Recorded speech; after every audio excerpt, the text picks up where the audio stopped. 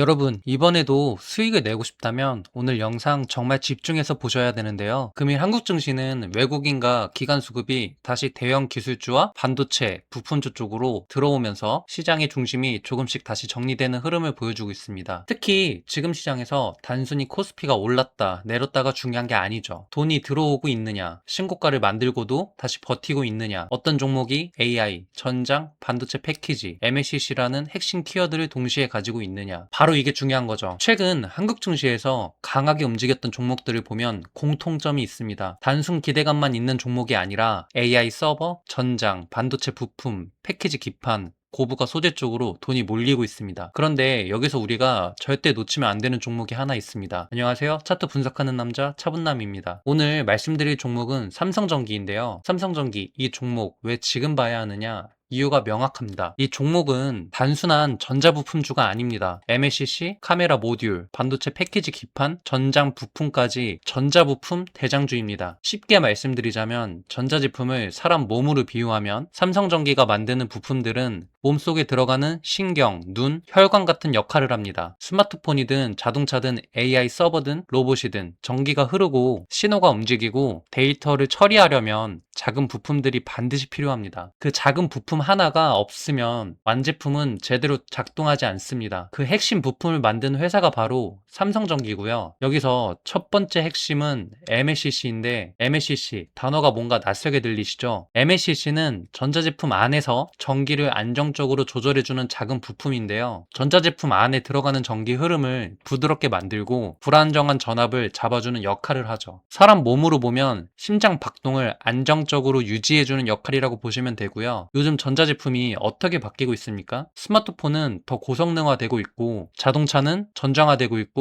AI 서버는 전력 사용량이 커지고 있습니다. 로봇과 전기차에도 전자부품이 더 많이 들어가고 있는데요. 그러면 MLCC 수요는 어떻게 될까요? 당연히 더 늘어날 수밖에 없습니다. 특히 중요한 건 일반 MLCC가 아니라 고부가 MLCC인 거죠. AI 서버, 전장, 전기차, 산업용 기기에 들어가는 고신뢰성 MLCC는 아무 회사나 쉽게 만들 수 있는 부품이 아닙니다. 여기서 삼성전기의 경쟁력이 나오는 거죠. 두 번째 핵심은 반도체 패키지판입니다. 여러분, AI 반도체가 좋아지려면 칩만 좋아지면 될까요?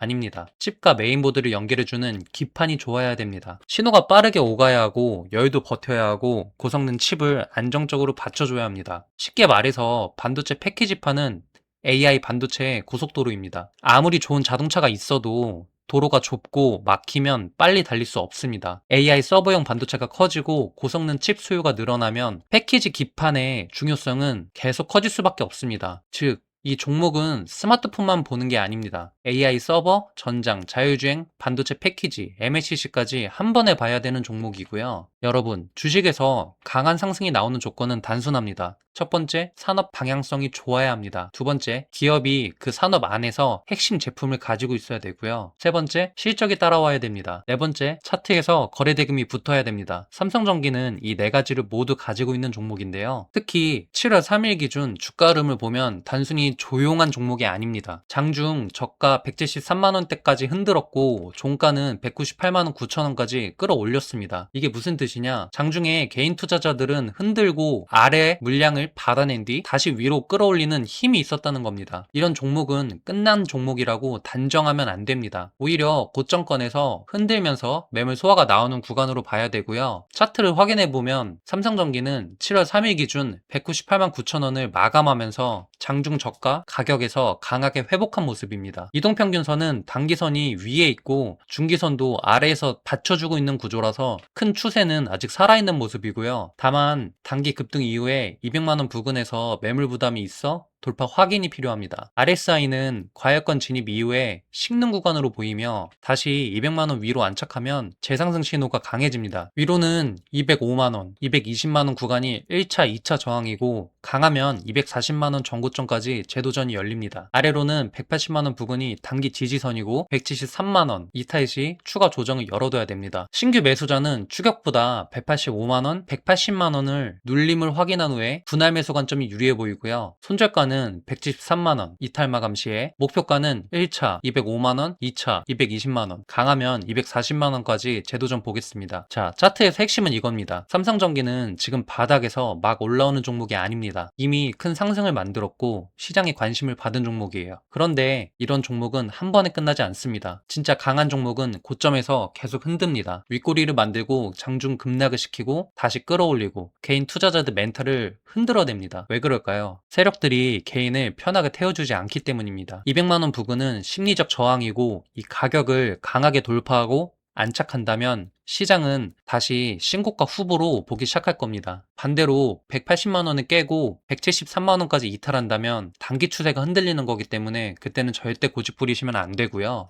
신규 매수자분들은 지금 이 자리에서 흥분해서 추격하시면 절대 안 되고요.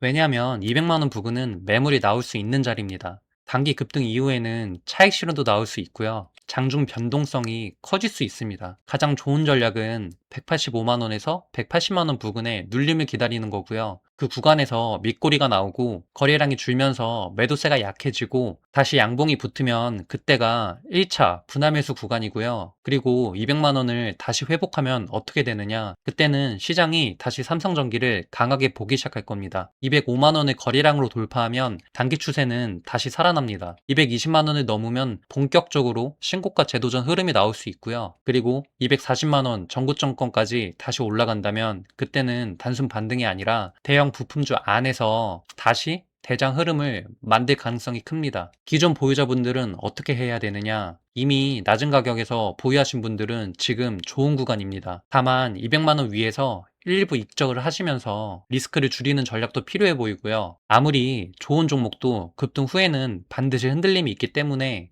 205만원 돌파 시에는 일부 물량을 더 끌고 가도 좋고요. 220만원 부근에서는 다시 한번 익절을 고민해 봐야 되고 240만원 정고점 부근에서는 욕심을 내기보단 분할 익절이 맞습니다. 절대 꼭대기를 맞추려고 하시면 안 되고요. 주식은 최고점을 맞추는 게임이 아닙니다. 수익을 지키는 게임입니다. 두 번째로 말씀드릴 종목은 SK 하이닉스인데요. 코스피 대장주로 인기가 가장 많은 SK 하이닉스. 이걸 왜 지금 봐야 되느냐? 지금 글로벌 증시에서 가장 돈이 많이 몰리는 산업이 어딥니까? AI입니다. 그런데 AI가 돌아가려면 뭐가 필요합니까? 엔비디아 GPU만 있으면 끝나는 게 절대 아닙니다. 그 옆에서 데이터를 빠르게 주고받아야 하는 고성능 메모리가 반드시 필요한데요. 바로 그 핵심이 HBM입니다. 쉽게 말씀드릴게요. AI 서버를 엄청나게 똑똑한 두뇌라고 생각해 보겠습니다. 그 두뇌가 아무리 계산을 잘해도 데이터를 빠르게 꺼내오고 저장하지 못하면 속도가 안 나옵니다. 사람으로 치면 머리는 좋은데 기억력이 느리면 답답하잖아요. AI 서버도 똑같습니다. GPU가 계산하는 두뇌라면 HBM은 그 두뇌 옆에서 초고속으로 데이터를 공급하는 기억 장치고요. 그래서 AI 시대에는 HBM이 없으면 절대 안 됩니다. 그리고 이 HBM 시장에서 가장 강하게 주목받는 기업 중 하나가 바로 SK 하이닉스죠. 자, 여기서 중요한 건 단순히 좋은 회사가 아닙니다. SK 하이닉스는 지금 실적과 업황, 수급, 차트가 동시에 움직이고 있는 종목이고요. 메모리 가격이 계속 올라가고 있습니다. HBM 수요는 계속 늘어나고 있고 AI 서버 투자는 글로벌 빅테크들이 계속 확대하고 있습니다. 그리고 공급은 마음대로 확 늘리기가 어렵습니다. 수요는 강한데 공급이 제한되면 가격은 당연히 올라갑니다. 가격이 올라가면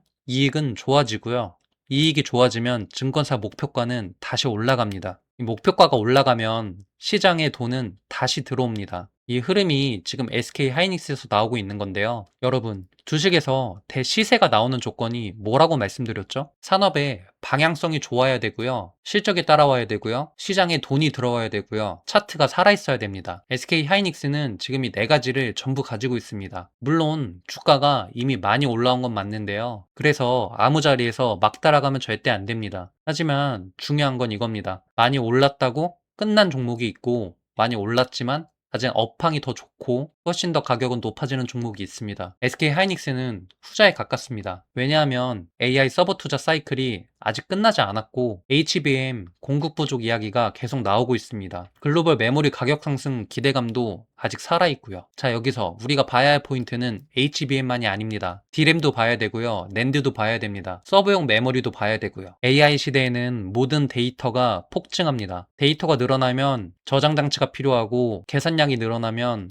고성능 메모리가 필요하고 서버가 늘어나면 D램과 낸드 수요가 같이 살아납니다. 이게 바로 SK 하이닉스의 무서운 점이죠. 단순히 테마 하나로 움직이는 종목이 아니라 AI 인프라 전체가 커질수록 같이 커질 수 있는 S급 테마를 가지고 있는 기업이라는 거죠. 그래서 우린 차트를 봐야 됩니다. 7월 3일 기준 SK 하이닉스 종가는 242만 5천원, 고가 245만 4천원까지 올라왔습니다. 전일 큰 하락 이후에 다시 강하게 양봉을 만들어내면서 시장이 아직 이 종목을 버리지 않았다는 걸 보여줬습니다. 이건 굉장히 중요한 신호이고요. 진짜 약한 종목은 급락 이후에 반등이 약하지만 SK 하이닉스는 장중 저가 204만 5천원 부근까지 흔든 뒤에 다시 242만 5천원까지 끌어올렸다는 겁니다. 이 말이 뭐냐? 아래에서 받아낸 수급이 강하게 있었다는 겁니다. 차트를 짧게 보면 SK 하이닉스는 7월 3일 기준 242만 5천원으로 마감하면서 장중 저가 204만 5천원에서 강하게 회복했고요. 이동평균선은 단기 급락으로 흔들렸지만 중장기 상승 추세는 아직 완전히 깨진 그림이 아닙니다. 다만 단기 이평선 재돌파와 245만원 안착이 나와야 진짜 추세 회복으로 볼 수 있는데요. RSI는 급락으로 과열을 시킨 뒤에 반등하는 구간이라 재상승 여력은 있지만 아직 과열 해소 후에 확정 신호는 아닙니다. 위로는 245만원, 260만원 구간이 1차, 2차 저항이고요. 돌파 시 신고가 재도전 흐름이 열릴 수 있습니다. 아래로는 220만원 부근이 단기 지지선이고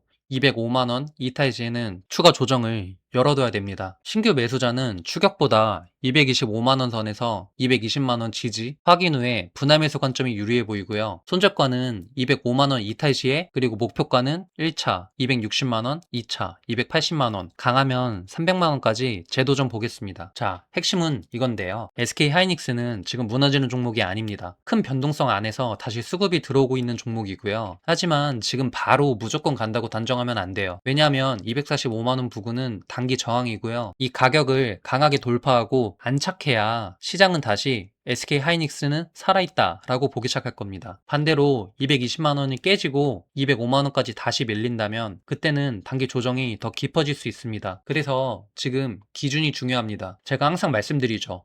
좋은 기업을 사는 것도 중요하지만 좋은 가격에서 사는 게 더 중요합니다. 하이닉스가 아무리 좋은 기업이라고 해도 급등한 날 흥분해서 고점에 따라가면 계좌가 흔들립니다. 하지만 220만원 부근 눌림에서 지지가 확인된다면 그 자리는 다시 한번 관심을 가져볼 수 있는 자리인데요. 신규 매수자분들은 지금 자리에서 한 번에 들어가기보다는 225만원, 220만원 구간을 기다리는 전략이 더 좋아 보입니다. 그 구간에서 거래량이 줄고 밑꼬리가 나오고 다시 양봉이 붙는다면 그때는 2차 분할 매수 관점으로 보시면 되고요. 그리고 245만원 회복하면 어떻게 되느냐? 그때는 단기 반등이 살아나는 자리입니다. 260만원, 280만원까지 돌파한다면 시장의 관심은 더 강하게 붙을 수 있습니다. 만약 300만원까지 재도전한다? 그때는 단순 반등이 아니라 HBM 대장 프리미엄을 다시 한번 강하게 받는 구간이라고 봐야 되죠. 기존 보유자분들은 어떻게 해야 되느냐? 이미 낮은 가격에서 들고 계신 분들은 아직 급하게 던질 자리는 절대 아니고요. 다만 260만원 위에서 일부 익절을 고민하셔야 되고요. 대형주도 급등 후에는 반드시 흔들림이 나옵니다. 수익을 지키는 것도 실력이라는 거죠.